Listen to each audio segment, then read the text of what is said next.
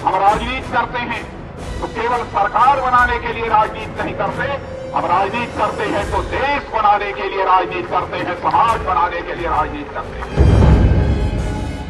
बेरोजगार नौजवानों में तुमसे सधी हुई भाषा, शांत स्वभाव और दृढ़ व्यक्तित्व, ये है बीजेपी के नाथ राजनाथ की पहचान। पार्टी अब इनके नेतृत्व में ही 2014 की लड़ाई लड़ेगी। राजनाथ सिंह बड़े ही नाटकीय ढंग से दूसरी बार बीजेपी के अध्यक्ष बने। उन्होंने ऐसे वक्त पर पार्टी की कमान संभाली है जब गुटबाजी और आपसी मतभेद अपने चरम पर है। ऐसे माहौल में राजनाथ के नाम पर सहमति बनना उनके राजनीतिक कौशल की मिसाल है। राजनाथ बखूबी जानते हैं कि राजनीति में बड़े से बड़े दांव को भी जितनी सादगी से खेला जाए वही बेहतर है। नई जिम्मेदारी आने के कारण हमको बहुत उमंग, बहुत उत्साह हो, ऐसा कुछ नहीं, क्योंकि हम लोगों ने जो राजनीति की है उस राजनीति में पद के कारण किसी व्यक्ति का कद नहीं बड़ा होता है। व्यक्ति का कद यदि बड़ा होता है तो अपनी कृतियों के कारण जो है कद बड़ा होता है। इस सच्चाई को मैं अच्छी तरह से समझता हूँ। यश और अपयश यह सब कुछ जो है विधाता के हाथ है और उस व्यक्ति के कर्म के ऊपर यह निर्भर करता है। वो अच्छे वक्ता हैं, वो मास्टर रहे हैं, मुदर्रिस फिजिक्स पढ़ाते रहे हैं, तो वो चीज़ें कैसे लोगों को साध कर अपनी वाणी पर नियंत्रण रख के कैसे चीज़ें कहनी है, किस हद तक जाना है, कहाँ रुकना है, ये चीज़ें आती हैं। उसका इस्तेमाल वो शायद इंतज़ार कर रहे थे कि कब मौका मिलेगा और उनको मौका मिल गया। नितिन गडकरी का दूसरी बार पार्टी अध्यक्ष बनना तय था, लेकिन तभी इनकम टैक्स के छापों की वजह से उन्हें इस रेस से बाहर होना पड़ा। ऐसे में सुषमा स्वराज, वेंकैया नायडू या अरुण जेटली जैसे दूसरे नाम भी सामने आ सकते थे, लेकिन इन सबको पीछे छोड़ते हुए राजनाथ सिंह ने धमाकेदार एंट्री ली और सबको चित कर दिया। जाहिर है इसके पीछे संघ से उनके अच्छे संबंधों की अहम भूमिका रही। फुटबॉल, हॉकी की तरह के खेल हैं, उसमें एक 12th मैन होता है जो लाइन के बाहर बैठा रहता है। राजनीतिक दलों में कहीं ज़्यादा संख्या में मिलते हैं जिनको हड़बड़ी नहीं होती है। राजनाथ सिंह के पक्ष में उस 12th मैन जैसा धैर्य होना जाता है। वो अपनी बारी की प्रतीक्षा करते रहे, वो महत्वाकांक्षी नहीं है, ये नहीं कहा जा सकता है। राजनाथ की राजनीति का ये एक अहम चरित्र है। वो कभी अपनी किसी महत्वाकांक्षा को जाहिर नहीं करते, लेकिन चुपचाप अपने लक्ष्य की तरफ बढ़ते रहते हैं। 1997 में जब उत्तर प्रदेश बीजेपी के अध्यक्ष बने, तब से ही उनकी नजर यूपी के मुख्यमंत्री की कुर्सी पर थी और फिर 2 साल के अंदर ही वो मुख्यमंत्री बन गए। ठीक वैसे ही अब इस बात से भी इनकार नहीं किया जा सकता कि राजनाथ मन ही मन प्रधानमंत्री बनने का अरमान भी पाले हुए हैं। स्वयं राजनाथ सिंह खेमे का भी हाथ था कि वो प्रधानमंत्री के काबिल हैं, उस योग्य हैं, वो मटेरियल हैं, लेकिन राजनाथ सिंह खुले तौर पर कभी इसके लिए सामने नहीं आए। वो वहाँ बैठे रहे, इंतज़ार करते रहे। स्थितियाँ कुछ इस तरह बनी कि कागज़ अध्यक्ष पद के लिए जिस पर नाम लिखा हुआ था नितिन गडकरी का, लेकिन वो आखिरी मिनट में बाजी पलट गई और 12th मैन राजनाथ सिंह अंदर आ गए और वहाँ पहुँच गए। राजनाथ सिंह ने राजनीति के मैदान में एक लंबी पारी खेली है। एक छोटे से गांव से लेकर केंद्र की राजनीति तक का सफर तय किया है, लेकिन इस लंबे सफर के दौरान वो केंद्र की राजनीति और यूपी की राजनीति के बीच झूलते रहे। सत्ता से लेकर संगठन तक उनका आना जाना लगा रहा। अब इसी अनुभव के आधार पर एक बार फिर बीजेपी की कमान उनके हाथ में है। अध्यक्ष पद की कमान संभालते ही राजनाथ ने एक तरफ तो देश के गृह मंत्री सुशील कुमार शिंदे के खिलाफ मोर्चा खोल दिया और दूसरी तरफ पार्टी की अंदरूनी राजनीति को भी साधने में लग गए हैं। राजनाथ सिंह ने ऐलान कर दिया कि नरेंद्र मोदी को बड़ी जिम्मेदारी देने के सवाल पर जल्द ही पार्टी के वरिष्ठ नेताओं के साथ चर्चा की जाएगी, जबकि अपनी पहली पारी में राजनाथ ने अध्यक्ष बनते ही नरेंद्र मोदी को बीजेपी संसदीय बोर्ड से बाहर कर दिया था। हम जानते हैं कि कई उनके फैसले बीजेपी के लिए भी भारी पड़े हैं। अरुण जेटली को उन्होंने प्रवक्ता पद से हटाया, नरेंद्र मोदी को पार्लियामेंट्री बोर्ड से हटाया, तो ये सब हो सकता है कि कोई उनसे बैर, लेकिन इन सब से फिर उनका अपना मेल हो गया, क्योंकि ये फैसले उन्होंने कोई इसलिए नहीं किए थे कि कोई उनसे बैर था। कोई चीफ मिनिस्टर पार्लियामेंट्री बोर्ड में नहीं था, तो एक नरेंद्र मोदी क्यों रहते, इस नाम से उन्होंने उनको हटाया था। राजनाथ सिंह की यही कला उन्हें पार्टी में औरों से अलग बनाती है। जिस कल्याण सिंह से उनका लंबे समय तक बैर रहा, उनकी पार्टी में वापसी में राजनाथ ने अहम भूमिका निभाई। हालांकि उस वक्त कल्याण सिंह को इस बात का अंदाजा भी नहीं था कि 2 दिन बाद राजनाथ अध्यक्ष बन जाएंगे। इसीलिए उन्होंने उस वक्त मंच पर मौजूद नितिन गडकरी को अग्रिम बधाई दे डाली। कैसा संयोग है, दूसरी पारी प्रारंभ होने से पहले आज 21 जनवरी को मैं अपनी ओर से और भाजपा के सभी कार्यकर्ताओं की ओर से आदरणीय नितिन गडकरी जी को एडवांस में बधाई देना चाहता हूं। लेकिन 2 दिन बाद ही कल्याण सिंह को राजनाथ को बधाई देनी पड़ी। भारतीय जनता पार्टी का नेतृत्व तो बहुत ही कुशल, सक्षम और जमीन से जुड़े हुए नेता श्रीमान राजनीत सिंह जी हाथ में आया है। मैं पुनः उनको हार्दिक बधाई देता हूं। राजनाथ सिंह हमेशा एक बड़ी लाइन खींचते हैं और वो किसी लाइन को छोटा नहीं करना चाहते हैं। जब कल्याण सिंह ने उनसे अदावत शुरू की तो राजनाथ सिंह ने अपना कद लगातार बढ़ाया और वो राष्ट्रीय अध्यक्ष तक पहुंच गए और अब हालत ये है कि राजनाथ सिंह की अगुवाई स्वीकार करनी पड़ेगी कल्याण सिंह को। राजनाथ सिंह की सबसे बड़ी ताकत रही राष्ट्रीय स्वयंसेवक संघ से नजदीकियां। विद्यार्थी जीवन से ही राजनाथ सिंह आरएसएस के सक्रिय कार्यकर्ता रहे।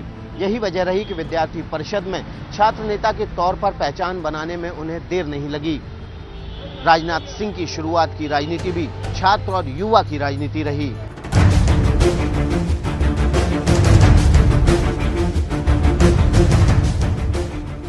महज 13 साल की उम्र से राजनाथ राष्ट्रीय स्वयंसेवक संघ से जुड़ गए थे। तब वो उत्तर प्रदेश के चंदौली जिले के पास इसी भभौरा गांव में रहा करते थे।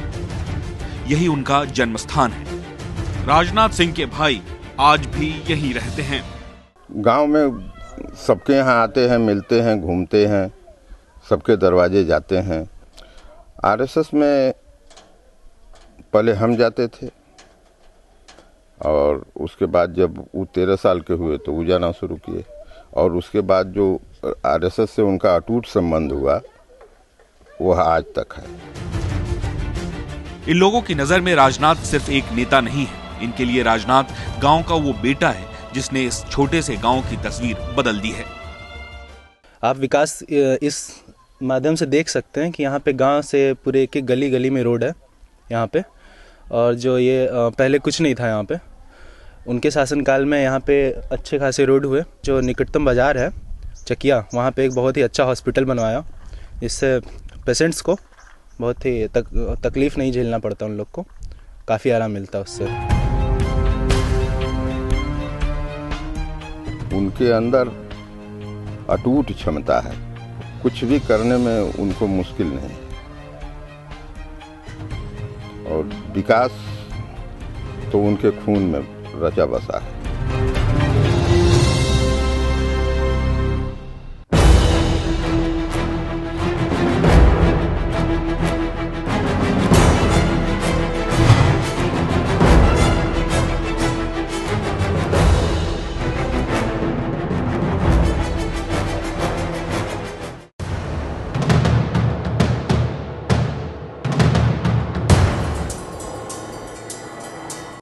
देश की सबसे बड़ी विपक्षी पार्टी बीजेपी के दोबारा अध्यक्ष बने राजनाथ सिंह को लोग मुकद्दर का सिकंदर भी कहते हैं।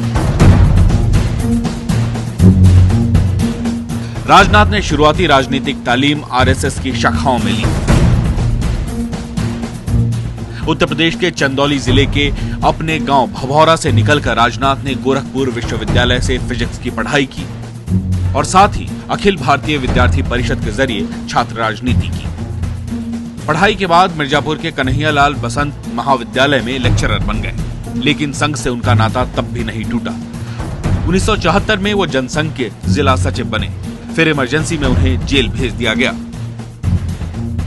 इमरजेंसी पीरियड में पूरे कार्यकाल तक ये जेल में बंद रहे। छूटने के बाद जनता पार्टी से 77 में मिर्जापुर नगर विधानसभा से चुनाव लड़े और विजयी हुए। बातचीत करने पर उनके विचारों को सुनने से मालूम होता था कि ये कभी न कभी देश का और राष्ट्र का नेतृत्व करेंगे। राजनाथ के उस दौर के साथी बताते हैं कि तब वो अपने परिवार के साथ 2 कमरों के मकान में किराए पर रहा करते थे, लेकिन इन मुश्किल हालातों में भी वो कभी हिम्मत नहीं हारी। हालांकि मिर्जापुर से वो दोबारा कभी चुनाव नहीं जीत पाए। 1984 में जब स्वर्गीय इंदिरा जी की हत्या के बाद चुनाव हुआ, उसमें भी जनमानस कांग्रेस के पक्ष में था। दोबारा जब वो पराजित हुए, उस दौरान इनकी आर्थिक स्थिति काफ़ी गड़बड़ हो गई थी। एक जो शिक्षक का वेतन, वही उनका सहारा। लेकिन इस वक्त तक राजनाथ भारतीय जनता पार्टी में अपनी जगह बना चुके थे। 1986 में उन्हें भारतीय जनता युवा मोर्चा का राष्ट्रीय महासचिव चुना गया। मिर्जापुर जिले से भारतीय जनसंघ के हम लोग 4 विधायक थे, इसलिए जनसंघ का ही संयोजक होना था और राजनाथ जी को उस आंदोलन का संयोजक बनाया गया। फिर उनका संघर्ष, क्योंकि परिश्रमी बहुत थे, संघर्षशील थे, इसलिए वो संघर्ष करते गए और आगे बढ़ते गए और उसी संघर्ष का परिणाम है कि वो आज भारतीय जनता पार्टी के राष्ट्रीय अध्यक्ष के रूप में उनको नियुक्त किया गया है।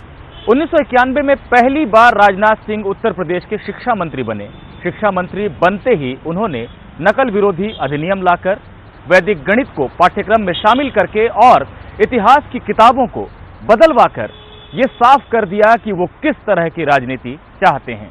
मीडिया का एक बड़ा हिस्सा उनको उत्तर प्रदेश वाला, गांव वाला, धोती वाला, ये सब बताता रहता है। सफलता के लिए जो जो शर्तें हैं अनिवार्य अपने पॉलिटिक्स में, उस लेवल के कंप्रोमाइज उन्होंने नहीं किए हैं, और किए होते तो कोई न कोई घोटाला इतने लंबे कैरियर में उनका सामने आ गया होता। वो किसी भी कीमत में किसी को साथ लेने के चक्कर में कंप्रोमाइज और लेवल का कर ले सिद्धांतों से, ये नहीं रहा है। 1997 में राजनाथ सिंह को उत्तर प्रदेश बीजेपी की कमान सौंपी गई और फिर 3 साल के अंदर ही वो यूपी के मुख्यमंत्री बन गए।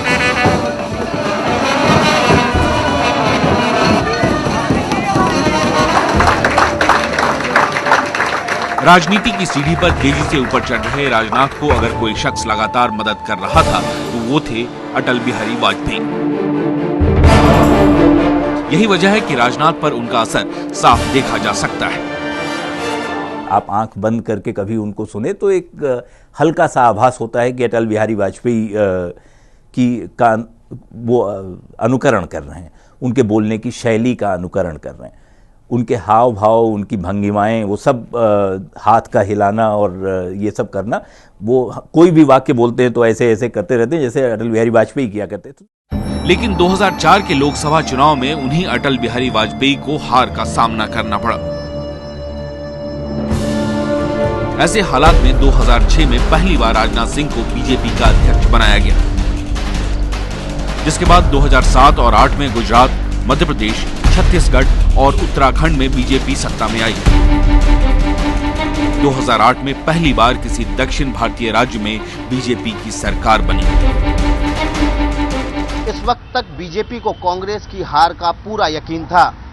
साल 2009 के लोकसभा चुनावों में राजनाथ सिंह के नेतृत्व में बीजेपी चुनाव नहीं जीत पाई।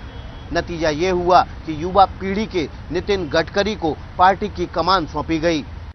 4 साल बाद राजनाथ को फिर उस अधूरे मिशन को पूरा करने का मौका मिला है। राजनाथ ने ऐसे समय में बीजेपी की कमान संभाली है जब कांग्रेस ने लंबे इंतजार के बाद अपने युवराज को पार्टी का उपाध्यक्ष बना दिया है। 2014 के चुनाव में अभी 1 साल से ज्यादा का वक्त है, लेकिन राजनाथ सिंह के सामने चुनौतियां भी कम नहीं हैं।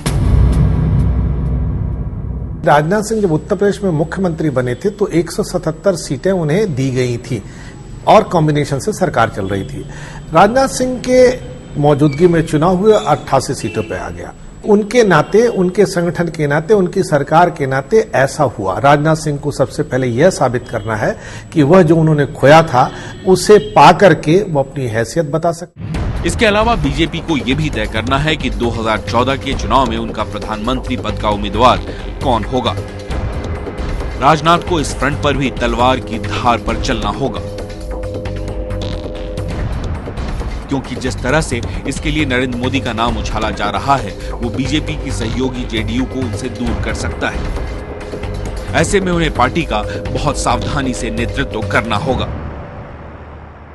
आप मूल राजनाथ सिंह से पार्टी में, देश में शायद ही कोई बहुत अच्छी तरह परिचित होगा, लेकिन उसमें नेतृत्व की क्षमता कितनी है, संगठन की क्षमता उनमें है, नेतृत्व की क्षमता कितनी है, ये अभी परखा नहीं गया। राजनाथ सिंह की अपनी महत्वाकांक्षाएं भी कम नहीं है। किसी से छुपा नहीं है कि वो अटल बिहारी वाजपेयी के उत्तराधिकारी बनना चाहते थे, लेकिन ऐसा हो न सका। ऐसे में ये भी देखना होगा कि क्या वो मोदी के बढ़ते कदम के साथ अपनी महत्वाकांक्षाओं को दबा पाएंगे